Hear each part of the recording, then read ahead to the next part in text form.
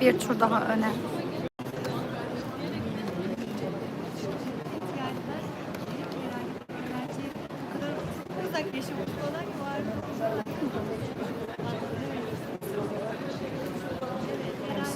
Sorry. Thank you.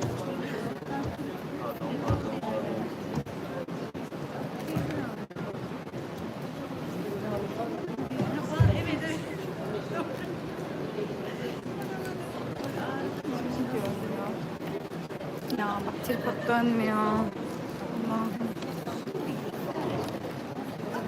O nasıl olmuş olabilirler ya? Çıktı şu an kaydediyor. Çıkarttılar.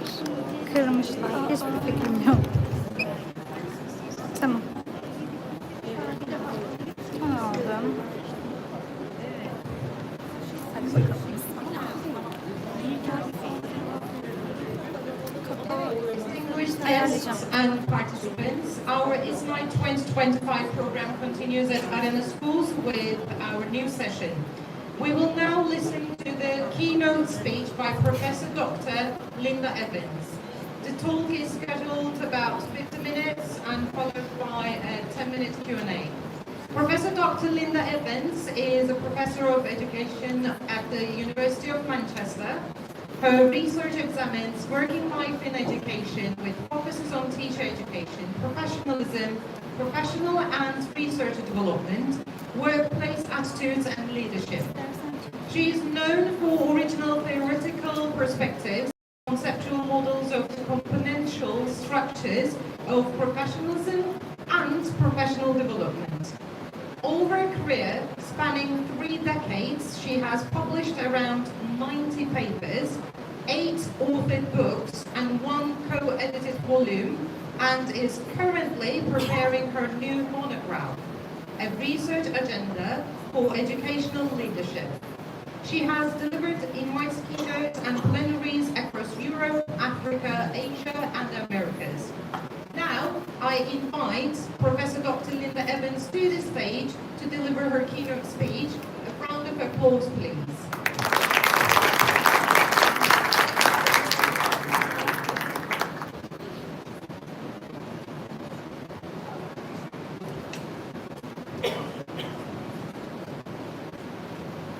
Thank you very much for that introduction. I'd like to thank the symposium organising committee for inviting me to speak to you today. I was both honoured and delighted to accept the invitation and to come to visit, I want to say Turkey, but how does one pronounce it now? Is it Turkey? Okay. This is my first visit. I'd very much like to thank Ismail for his excellent organisation, keeping me on track, and so I knew exactly where I'm going and who I should be with, etc., etc. That's been a great help to me.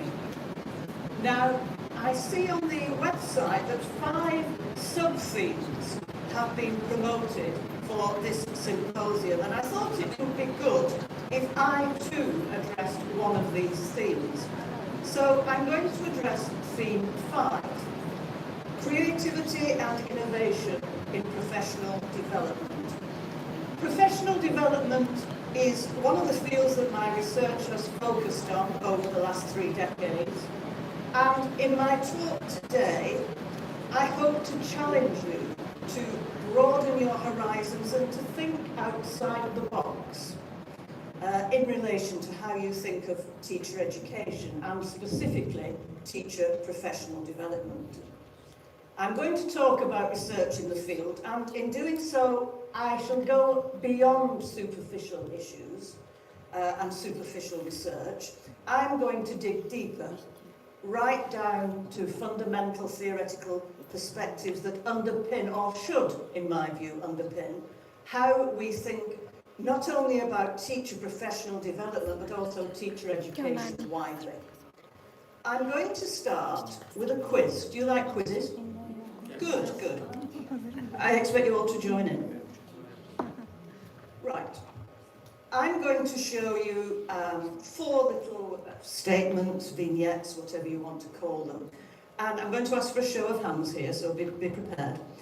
I want you to tell me in each case, I want you to put your hand up if you think what's shown on the screen is, in your view, a clear example of professional development? Here's the first one.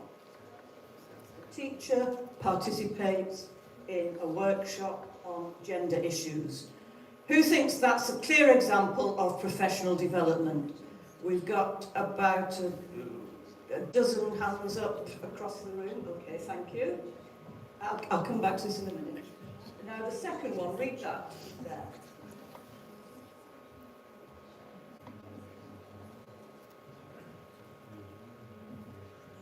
So a head teacher is watching TV one evening, sees is really interested in the plot, gets an idea from it on how she's going to deal with a problematic pupil. In your view, is that a clear example of professional development? Let's have hands up if you think so. Oh, not many people yet, just a few. Okay, just a handful. Okay, thank you. And now the third one. So we've got a teacher participates in a workshop on gender issues and evaluates it as having expanded his perspectives on traditional gender roles. So a little expansion on the first one. Is that a clear example of professional development? Hands up if you think it is. Oh, we've got more this time, yeah. Okay, and the last one? You can read that. Teacher reads an article in the newspaper on mental health. Okay, some people are already putting their hands up. Who thinks that is a clear example of professional development? Hands up. I'd say about a quarter, a fifth of the room. Okay, thank you very much. You can put your hands down now. The quiz is over now. I'm going to leave that until the end, then I shall come back to that, okay? So, what do we know about professional development? We know that it's not just about going on courses. For teachers, it goes beyond CPD. It's not always clearly labelled. It can occur anywhere. It can occur without our planning or expecting it, taking us unawares, and it can occur without our noticing it. And of course, there are academic terms for some of this. So we can say it may be situated, you've probably come across that term. It may occur implicitly. It may occur through communities of practice. It may be incidental. And there's a quote from Smiley there, which I like. So the field as a whole, we have accrued a considerable amount of knowledge over the last 3 decades from when, in the 1990s, this new field of what was then called teacher development, I remember it being introduced, first appeared on the scene. But there's also quite a lot that we don't know. And to me, there are 2 key issues that I identify as gaps in the knowledge base. How professional development occurs and what professional development is. And we really have to answer the second of these before we can answer the first one. Today I'm going to address these, and in keeping with theme 5 of this symposium, which refers to innovation in teacher professional development, I shall be introducing to you the latest innovative research. So let me begin by talking about how professional development occurs. Now, there's a lot of literature that ostensibly addresses that question. There are a collection of models that you can find in the literature, models of professional development. That article there, 2018, by Mark Boylan and colleagues, reviews 5 models of professional development. I'll refer to that again briefly in a few moments.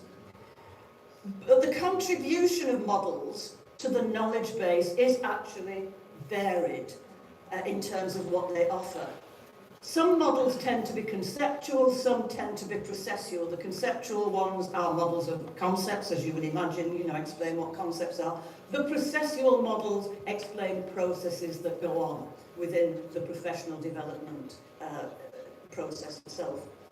And conceptual models vary in relation to the specificity and detail that they include, and processual models vary in relation to the theoretical contribution that they make. Let me elaborate on this last point. Let's imagine we have a continuum. At one end of the continuum, I'm calling it the a-theoretical continuum. And there you can see that anything that falls in at that end of the continuum, whether it's a model or a perspective or whatever, is highly context specific. It relates to this or that particular context. And it often illustrates what's likely to work in practice, whatever work means. At the other end of the continuum, the theoretical continuum, we have models or perspectives that claim universal applicability and that are context independent. And of course, that's what theory really means. The true sense of theory is not something you read in books. It's something that has universal applicability within the circumstances or the context or the situation that is being... Now, that is sort of just a notion, of course. But let's take a look at some of the weaknesses of some processual models, and I'll come back to this continuum in a moment. So, in my view, too many models fail to tell us what's actually going on inside someone's head in order for that person to develop professionally. And too many models fail to shed light on the micro-level process of professional development. I'll say a bit more about that later on, what I actually mean by that. I'm sure many of you can guess anyway. Too many models fall short of explaining deviance, atypicality, relationality, and causality. So what that means is, let's imagine you're in a professional development workshop now instead of a keynote lecture. Some of you will, whatever I'm trying to develop in you, some of you will develop a great deal and you'll get a great deal out of it. Some of you will think, oh, what a load of rubbish this is, it's awful, I'm not getting anything out of it. And many of you will fall somewhere in between. The models seldom explain that atypicality, that deviance, and that variance. So those, to me, are gaps.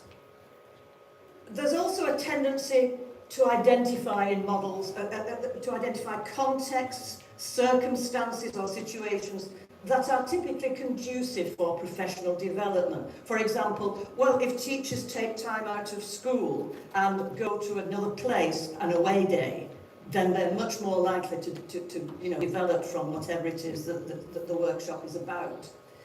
So that's developing the sort of context. If you take teachers after a full school day at 4:30 or 5 o'clock in the evening, you're not going to get many of them to develop because they're too tired. So those are all about context. There's a preoccupation with describing context where professional development occurs, just as I've said. I like this quote from Smiley, whose work I really like. Just read that for yourselves. And he is actually saying, he's explaining gaps, he's explaining weaknesses in professional learning or professional development research. Just look at that font in red there. Does not. I'm going to hold the mic here so you can hear me. It does not shed light on the interactions between the work environment and individual cognitive and psychological states in the learning process. That's what there's a gap, or that's what there's a shortage of. A quote here from Thomas Guskey. If you research professional development, you may have heard of Thomas Guskey, an American researcher. That's why he spelled the word programs wrong, because he's American. Of course, the proper English spelling the UK English should have double M-E. Just to let you know, it's not my spelling error, it's Thomas Guskey's, though for him it wouldn't be an error because he's American. So he again is identifying problems with professional development programs here. He's got his own model. He's published his model of the process of teacher change. And it's intended to let people know what the sequence is of what events are occurring in order for a teacher to develop professionally, to change her or his attitudes or perceptions. It's fine, it's a decent enough model. I'll show you, I'll refer to it again in a few moments. But in my view, it falls short because it fails to illuminate that micro-level professional development process in individuals, what is going on inside someone's head for us to know whether or not they have developed or not. And certainly Clark and Hollingsworth, who have presented a very, very well-known model of teacher professional development, more or less agree with that. They say, I like their work, I like Clark and Hollingsworth's work. They say models of teacher professional development have not matched the complexity of the process we seek to promote.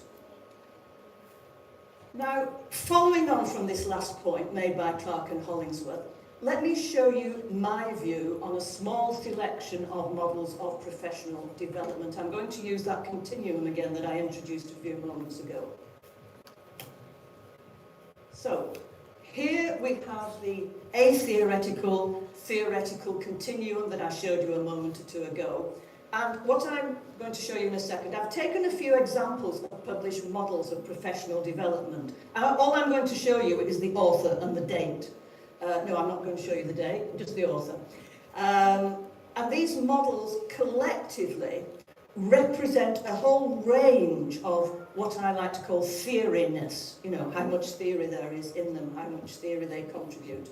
And I've located these models on this continuum impressionistically and subjectively. So, what you've got there is three models there at one end which I consider to be pretty atheoretical. At the other end we've got Clark and Hollingsworth, quite close to the theoretical end. I really like that model. Thomas Guskey's model is not far behind, and then Laura Desimone, her model as well. Now, what I must emphasise is that this arrangement is my personal view only. The locations I've chosen for the models are relational. In other words, each model is located in relation to the others. And I'm showing you this mainly so you can appreciate the range of elucidation that models of professional development offer. There's a tendency to think, oh, we know a great deal about how professional development occurs, because there are quite a lot of models available in the literature. But if you actually examine some of these models carefully, you find that they differ greatly in terms of what they tell us and what contribution they make to the field. Now, three of these models that you see there are among the 5 models. I referred a few moments ago to an article 2018 by Mark Boylan and co-authors. And Mark Boylan and co-authors review 5, what they consider 5 good models of professional development. 3 of them are the 3 you see on that theoretical side there. The other 2, one is by David Pedder and a co-author, and the 5th one is my own, which I'm going to show you in a few moments. So, let's think about closing these gaps then. Going back to Clark and Hollingsworth, their own model is called the interconnected model of teacher professional growth. And they highlight, Clark and Hollingsworth, the limitations of simplistic path models. You know, this happens, then this, then this, then this. Their model, in contrast, addresses the why questions that are so important to understanding what might motivate a particular person, a teacher if you like, to develop professionally. That's a quote from their article there. They ask, what were the mechanisms whereby change in one of the dimensions which they identify in their model triggered change in another? So they're actually questioning, they're thinking, yeah, what was it that actually made these teachers develop in terms of these dimensions? So Clark and Hollingsworth go some way towards closing some of the gaps in the knowledge base, and like me, they identify some of those gaps. Then we've got Clark and Hollingsworth again, so I think they've made a good job of closing some of the gaps. They and I seem to be on the same wavelength, as it were. Yet, one of my key foci is this sequence, what goes on inside someone's head, what I call micro-level development, the mental internalization process, which is almost certainly unconscious. You don't realise it's happening. That's what I think we need to be trying to get to grips with, to try and, elucidate what that involves. And in that respect, Clark and Hollingsworth's model still leaves a few boxes unticked, even though I do like their work very much. So I do have a few small problems with Clark and Hollingsworth's model. So how does professional development occur? So now I'm moving on to showing you how I have addressed this particular question. To address that question, we need to address two other questions. I've shown you these before. What development is involved? But in order to address that, we have first, what is professional development? You have to understand what you mean by professional development before you can say whether, what sort of development has occurred. And I'm going to start asking you a few questions again. But one question in particular. Right. When we speak of professional development, what is it that we are developing or hoping to develop? Not whom. I'm not asking you for a person or people. What?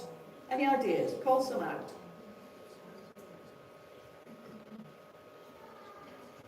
Dress sense? Yes. Technological adaptation. Technological adaptation. Okay. Anything else? Yes. Teaching practices. Practices. Teaching practices. Content knowledge. Content. Knowledge. Knowledge. Yeah. Okay. Excellent. So we've got skills, practice, knowledge. Okay. Excellent. So these are some that I've come up with. There's a question mark after each one, notice. Is it skills we're talking about, which would cover yours? Knowledge? Thinking? Attitudes? Capacity? That's probably yours. Understanding? Now, I like to think the answer to this question, what is it we are trying to develop when we talk about professional development, I like to think that it's people's professionalism. Okay? But what do I mean by professionalism? I'm going to explain that now. Right, whatever job someone does, any job at all jobs have the same components, no matter what the job is. And these are the key components. They're not the only ones, they're the key components of doing a job. And they are what practitioners do, how they do it, what they know and understand, where and how they acquire their knowledge and understanding, what kinds of attitudes they hold, what codes of behaviour, spelled the right way, see, not the American way, that they adhere to, what purposes they perform, what quality of service they provide, and the level of consistency incorporated into that list there. So that applies to any job at all. These are the key features. They're not the only ones, but the key ones. You can think of this list there like this. Now, I am going to explain these pink boxes in a few minutes. Just bear with me until I do. You can think of it as doing a job. So, this is a conceptual model that I've published several times over the last few years and that other researchers are beginning to use as an analytical framework. It's a model of how to conceptualize doing work. It shows all of what I consider to be the dimensions of doing a job. So we can have doing nursing, doing engineering, doing any job, or doing teaching. You could call it the different elements, the different components and dimensions of people's practice. But I actually think it's bigger, wider than practice, because it includes what underlies and what prompts or gives rise to what's normally practice. You could call it people's mode of being, as a doctor, a lawyer, a coffee shop barista, a janitor, a teacher. I call it professionalism, and it's as a conceptual representation of professionalism using that specific title that this model's been published. Now, I haven't got the time to go into detail, but in the sociology of work and the sociology of professions, conceptualizations of professionalism have moved on considerably since around the turn of the millennium. And among those of us who research it, professionalism no longer applies only to certain occupational groups, which it used to do. And there are some very radical conceptualizations of professionalism that are a far cry from the 20th century ones that many of you no doubt adhere to. Your conceptualization of professionalism is probably that it's a merit-laden notion that people aspire to and value on account of the status it affords them. But by those of us who research it, such perspectives, such conceptualizations are considered outmoded now and no longer relevant to 21st century working life. So this then is my conceptualization of professionalism. It's the same model, just different title now. So the model shown here in pictorial or rather diagram form, more precisely, includes all of those items on the list of the key components I showed you a few moments ago of doing a job. And to me, professionalism is integral to professional development. I'm going to explain, stay with me, I am going to explain this model in a moment. And this is the link, to me, between professionalism and professional development. It's evident in my current definition of professional development, I should say. Professional development is the process whereby people's professionalism may be considered to be enhanced with a degree of permanence, transitoriness. Now, the link to what I call professionalism is clear in these words. A process whereby people's professionalism may be considered to be enhanced. So according to how I interpret it or conceive of it, professional development involves enhancement or efforts to enhance the various dimensions of professionalism as shown in my conceptual model of the componential structure of professionalism.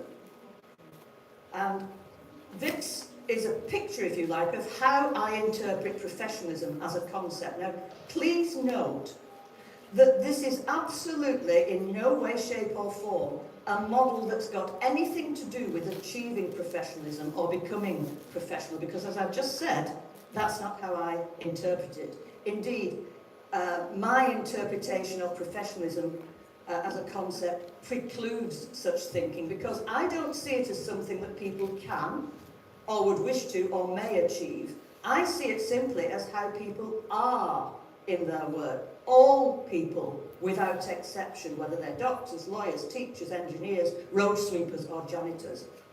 It's about the different element and aspects of their work. Now, as I've said, you could, if you like, call it their practice, except I think it denotes a little bit more than that, it's wider than that. But if it's easy for you to think of it as practice, then do so. That's absolutely fine. Or if you prefer, you can simply think of it as a conceptual model of dimensions of people's mode of being as a teacher, a janitor, a barista, whatever. And now I'm going to talk you through the model, explaining briefly each of these boxes and what the dimension denotes. So remember, these dimensions of professionalism are features of a person's, any person's professionalism. I don't intend them to be considered as an abstract notion that applies to an abstract professionalism. I intend them to be applied to individuals, to people in the context of their work, lawyers, coffee shop baristas, cleaners, janitors, shop assistants, and of course, teachers. So I'm starting with the behavioural component of what I call professionalism. And the behavioural component relates to what a practitioner physically does at work. The things that a practitioner does that are potentially observable. Now, many of those things are not observed because they could be done in private, but potentially they could be observed, if you see what I mean. And that has the following 4 dimensions. Start with the first one. The processual dimension. That it tells you there what it relates to, the processes that constitute someone's work practice, what he or she does, or how he or she goes about things. I need to explain that the processual dimension accounts for, by far and away, the vast majority of what someone does in the job, because it includes speaking, listening, talking, hearing, writing, reading, and all the subcategories of those things. It includes teaching, research, and the subcategories of research, data collection, data analysis, etc. So that covers the vast majority, a disproportionately large amount of what people do at work. The procedural dimension relates to the procedures that a person applies to her or his practice. Procedures will always include a process, but not the other way around. Not all processes are procedures. Procedures are something that you do that involves a sort of ritual. They can be procedures that are mandated by the sector that you work in or by the institution that you work in. You know, set procedures. If you're a teacher, these are the procedures for dealing with a difficult pupil. First you send for the head of school or pastoral care, then you eventually think about sending for the parents. Those are the procedures that might be written down. But procedures, in this sense, the procedural dimension of someone's work can also be the little rituals that you personally and nobody else likes to do. Oh, I always like to go into the classroom and greet the class, and then I will write down my learning objectives. Or, no, I don't like to write my learning objectives down. I like to take them by surprise so that I'm taking them. Whatever little rituals you do, that is also the procedural dimension. The productive dimension relates to a person's output, to how much he or she does, or achieves, or produces. The competential dimension relates to an individual's skills and competencies. I've deliberately just chosen one single adjective for a snappy title, but so I didn't want to put skills and competential dimension, so I just called it competential, but it does include skills as well. Okay. So just to remind you, this is my model in its entirety. We've covered the first column, and now I'll move on to the middle column. As you will gather, the attitudinal component relates to a person's work-related attitudes. And that includes, in occupational or work psychology, attitudes are things like job satisfaction, morale, motivation, all sorts of things like that, alienation from work. And the dimensions that I so far, at the moment, identify as belonging to that are the perceptual dimension. Now, this relates to people's perceptions, to a person's perceptions, viewpoints, beliefs and mindsets, including self-perception, so a person's self-identity. Perceptions could be, well, how do you perceive the purpose of education or schooling? Is it just to take children away from parents so they can go out to work? Is it just to childmind? Or is it to benefit society in the long term? Or whatever. It's your perceptions about big things as well as things like, your smaller viewpoints, your self-perceptions, etc. The evaluative dimension. This is the most difficult one to get across, especially to educators. Because, of course, as educators, you all think, oh, we know what evaluation means. You read something, or you look at something, or you watch something, and you evaluate it. That means you decide how good you think it is, how worthy it is. I want you to see past that, because I want you to actually see the stem of the word, values. It's about people's values. Okay, let's go a bit more fundamental than the evaluation that you probably do in your jobs. So, it's what matters to people, and it's positive and negative. What's important to you. It can be grand values like social justice, democracy, freedom. It can include those, but it can also include the tiny minutiae that matter to people, like, oh, I like to work with people who are really nice to me. I like to be able to park my car at work. I like a parking space. The nitty-gritty things. It covers all sorts of things like that. The motivational dimension relates to an individual's levels of job satisfaction, morale, and to how motivated he or she is. Not what motivates them or what affects their morale, but how high those levels are. So there's the model, just to remind you, and now we're on column 3, the intellectual component. Oops, sorry, I'm too far. No, I'm all over the show with this. That's. So read that descriptor for yourself. Relates to a practitioner's professional related knowledge, understanding, reflective or comprehensive capacity of competence, etc., their knowledge structures, etc. And within that are the following dimensions. The epistemological dimension relates to the bases of what a person knows or understands in relation to his or her knowledge structures relating to the job.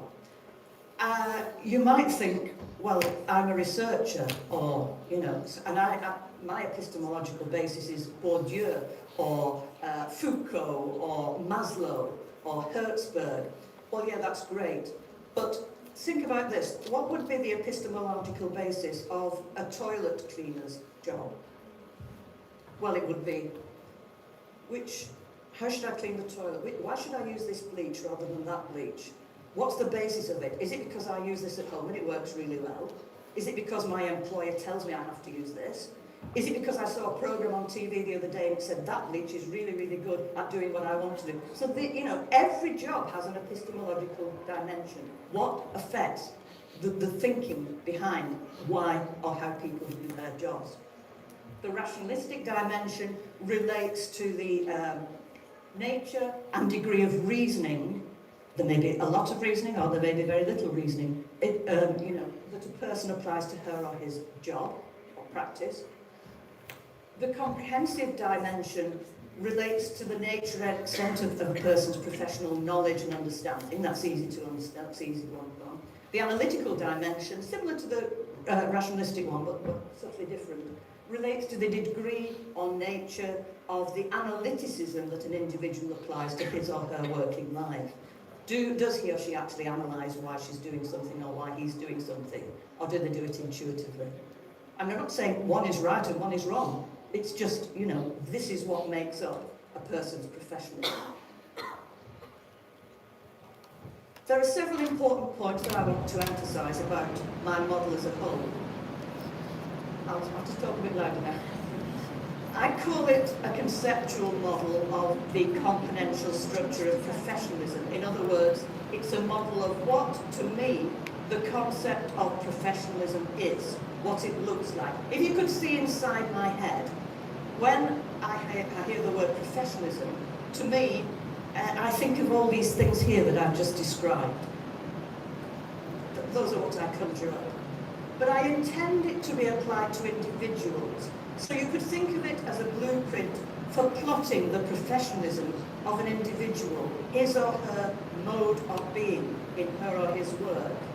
You can see it as my professionalism, Linda Evans' professionalism, or your professionalism, or your professionalism, or your professionalism. That's the level I want it to be thought of as. Now, also, what I call professionalism is multidimensional. You can see that there. It's got 11 dimensions within, you know, that make up 3 components. That has important implications for its link with professional development. For my interpretation of professional development is quite simply the professional development involves change for the better. Remember, my definition spoke of enhancing people's professionalism. That means change for the better, not change for the worse. Change for the better, however minuscule, however slight, to one or more of these dimensions of professionalism. Now, to me, if only one of those dimensions has been enhanced in a person's professionalism, then that person has developed professionally. What usually happens is it's not usually just one. It's like a domino effect or a chain reaction. you know, perceptual dimension. A person's perceptions will enhance, which then leads on to comprehensive dimension, which then leads on to the productive dimension, and so on. So that's how it usually works. But only one is what, in my view, I require for it to be professional development enhancement, however tiny, such that you might not even notice it, to me constitutes professional development. Now, in fact, I've also developed a conceptual model of professional development, the componential structure of professional development. And because, as I interpret it, professional development involves change for the better, however minuscule, to one or more of these dimensions of professionalism, my model of professional development componential structure looks very similar to this, my model of professionalism's componential structure. Spot the difference. It's just in the words. Can you see the titles? We've got, obviously, professionalism, professional development, then we've got component, and then we've got development along the first line, and then we've got dimension, and then we've got change, meaning change for the better. So you can see that, to me, conceptually, professionalism is absolutely central to professional development. My conceptualizations of them link them together, and in answer to the question I posed a few moments ago, what, when we speak of professional development, are we hoping to develop? My response, as I said at the time, is a person's professionalism. Or rather, just one dimension or more of a person's professionalism.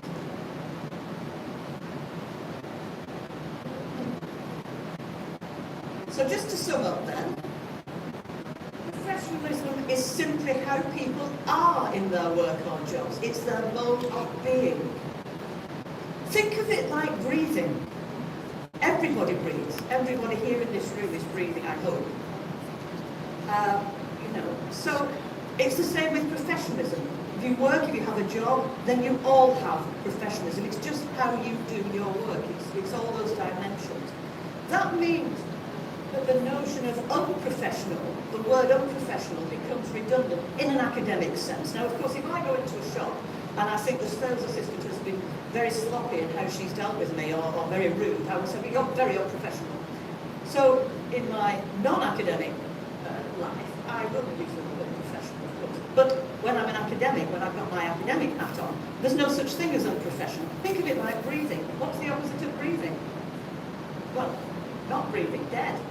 You know, so professionalism is like that. Everybody does it, okay? According to how I conceptualize it. Now, you, of course, do not have to share my conceptualization. So, of course, that means that it's no longer a merit-laden concept, no longer something worthy of pursuing, because it's something that everybody does. I like to think of it as no longer an exclusive designer label. It's now freely available on the high street. And it's what I don't know if you've noticed, certainly in the UK, everybody's calling themselves professional. Oh, I'm a professional. Oh, that's fine. That is what I mean by this conceptualization adapts to the 21st century working life. So here, in larger format, is my conceptual model of professional development. I'm not going to go through that because it's obvious what it means, when I've gone through the other one. In other words, this is what professional development looks like to me. The components that make it up. And presented in very abbreviated form, these then are essentially the dimensions of change to people's professionalism that make for professional development. The change, remember, must be considered change for the better, otherwise it wouldn't constitute the enhancement of people's professionalism. It would be the impoverishment of people's professionalism. That's not what my definition includes. The change, remember, may be minuscule, barely perceptible, because professional development is a cumulative thing. It's built up of micro-level change that can occur as tiny, barely perceptible change and that accumulate. Not all professional development has to be in-your-face, transformative in a big way change.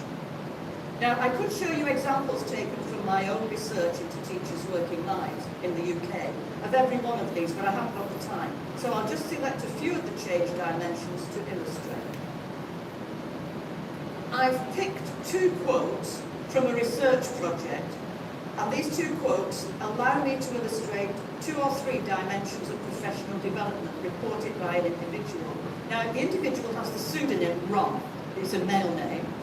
And he was a research participant in a study carried out many years ago by a former colleague and friend of mine, Professor Pat Sykes. She and I both worked together at the University of Warwick many, many years ago. And to illustrate which of my model's dimensions are evidenced in Ron's case, I'm going to draw upon this article written by Pat Sykes. And the words that you're going to see now are the words spoken by Ron, who was a university teacher, in his research interview with Pat Sykes, who was the researcher. So, Ron says, I was appointed, he's a university member, I was appointed to this university to teach on the post-compulsory education and training course. But since I came here in around 1993-94, research has come to be much more of a priority. Whereas before it was optional, it's definitely expected now that you do it. Over the past few years I've got involved in research and writing. I've started a doctorate. I'm starting to think that I might be able to call myself a researcher. So he started off thinking he was a teacher, now he calls himself a researcher. Okay. Let's have a look at the words. I'll do the first one and I'm going to show you another one and see if you can do the second one. Let's have a look at the words that Ron's quoted as having said and see if there's evidence there of any of the dimensions of professional development in my model. See if you can spot any. I'm going to ask you in a minute. I'll just show you this first one. So, the orange colour. Any idea which dimension of my model that shows development in? Excellent. And the green? You were well done. You can come and do this thing, keep on. This is self-perception.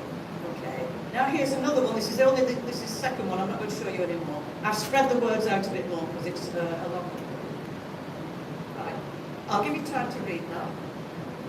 And you're looking for words that illustrate any of the dimensions that I've spoken about. I'll give you a clue. Some of them I've just shown you.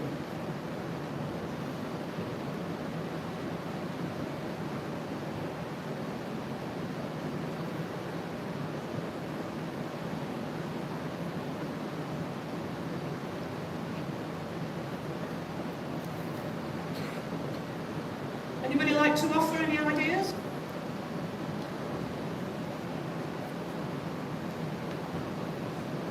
Yes. This is the action research. Action research. I'm sorry.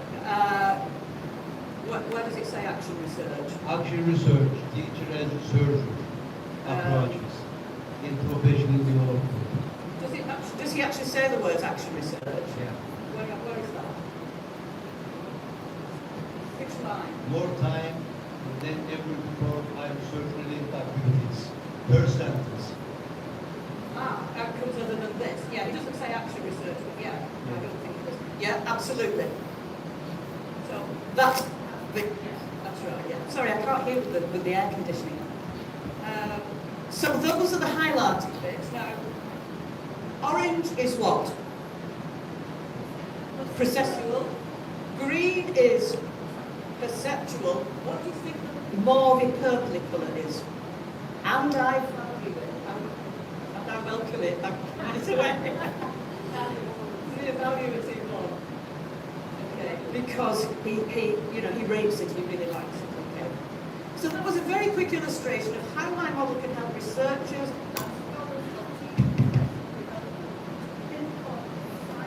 nature of professional development reported by teachers, and potentially to show which dimensions of professional development might result from specific professional development episodes or initiatives, including planned ones such as courses or workshops.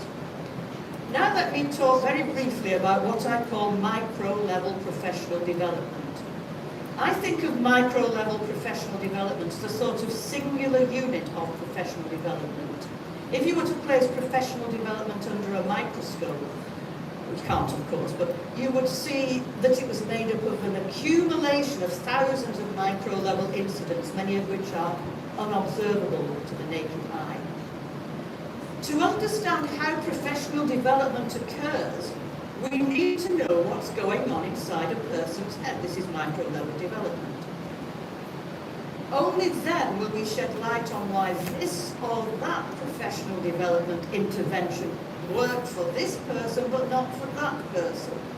Why, for example, wrong values rather than resents the shift in the nature of his work from teaching to teaching and research.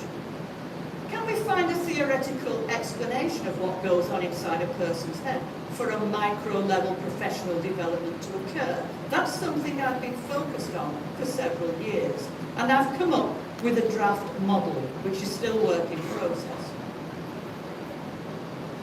And this is the model. What goes on inside a person's head for them to, have that moment where they develop professionally? Well, the first stage is the person recognises something not quite right about what he or she is doing in the job. It can be a tiny, tiny thing. If you're a teacher, it can be the way, the children use the library corner.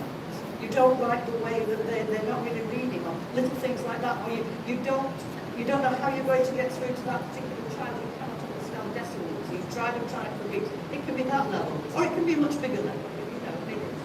So you recognise something is not quite right.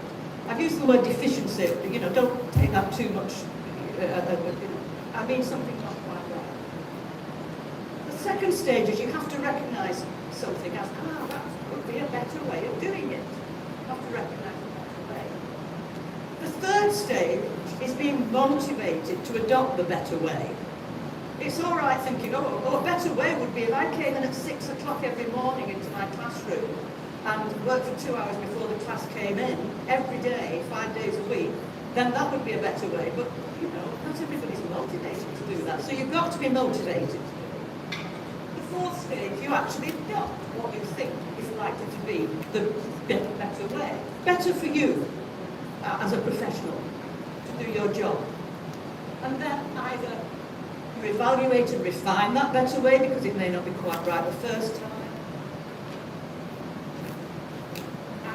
Then eventually you recognise it, yes, it is a better way, so this new practice is an improvement, therefore it's an enhancement of professionalism, etc. Okay. And you can then evaluate again and go back. Now that's my model. Now the thing is this. What I'm developing here is a theoretical model. Remember, theory is context-free, which is why the potential contexts in which any of these stages might occur don't feature. The context was when I showed you Ron's example of a teacher becoming a researcher. Theory should never include context because a theory should apply to any context within the periphery of what you're talking about or focused on. If a theory doesn't apply to every conceivable context, or if you prefer any conceivable situation within the focus of the theory, then it cannot be accepted as or called a theory. Now that means that if anyone, any of you, can think of a context whereby somebody, an individual, it can be a hypothetical made-up person, might develop professionally, you think, yes, that person's developed, but it doesn't involve those stages. Can anybody think of one? Because if you can, I have to throw this model out of the window. Can anybody think of an example of a person's development that doesn't follow those stages? Nobody? Really? Well, I can. So here's my second model.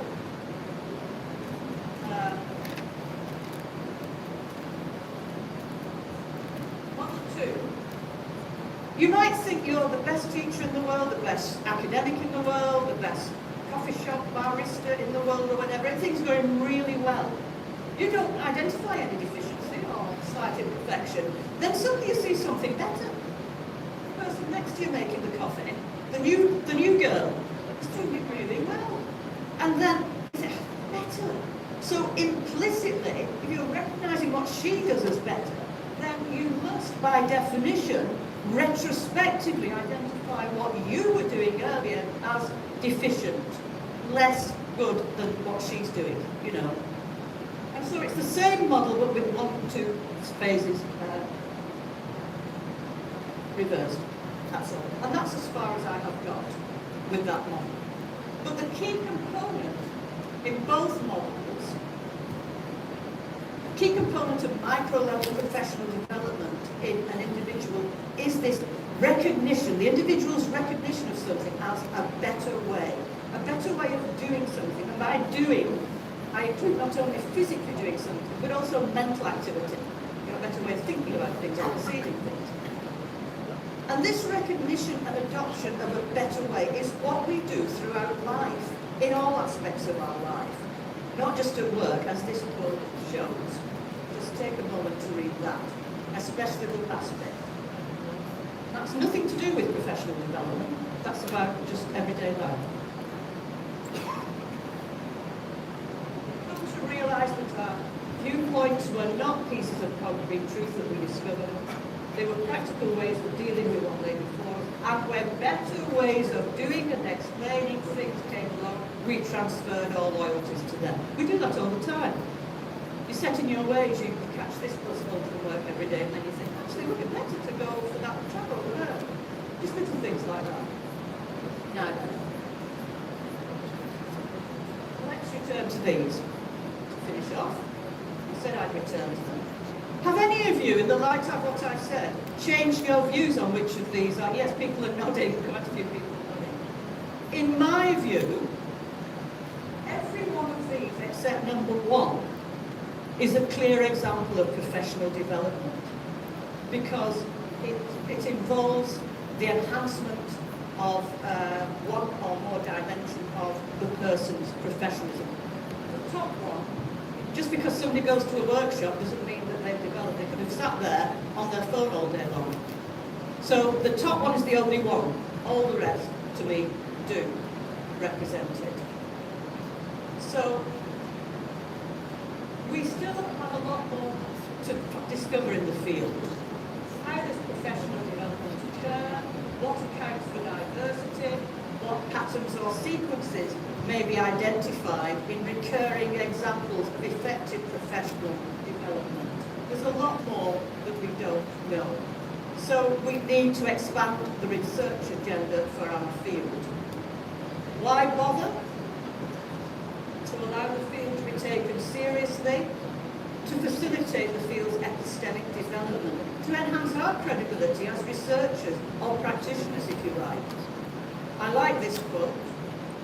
The Academy judges by the theory and scholarship emerging from a particular field and discipline. Can't be helped, that's the nature of academic discourse.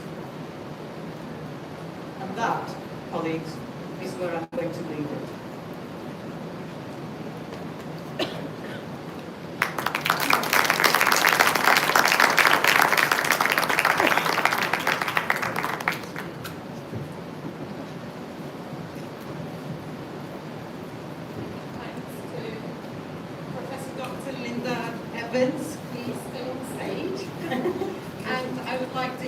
Mr. Jalal Arsan to present a gift on behalf of ISNITE 2025. Thank you very much.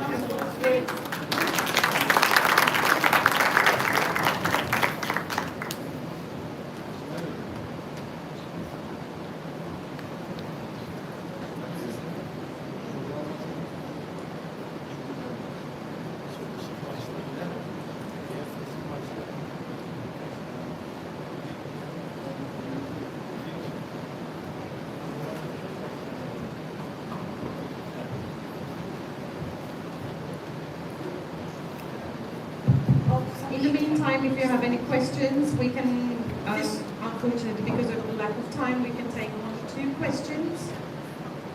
This will go on my desk. No, sorry. Thank you very much. Thank you. I will treasure this. Thank you very much. Biraz öne gelin, öne gelin biraz. It mustn't fall down.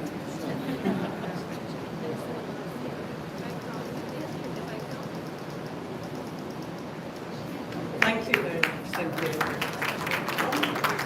Yes. Oh, this is beautiful. Absolutely beautiful.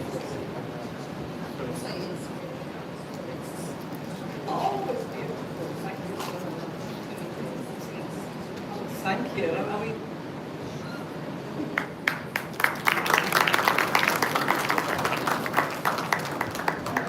thank you very much. Oh, scarves! I adore scarves. Thank you so much. Scarves. Wow. Thank you very much. Some scarves, yeah.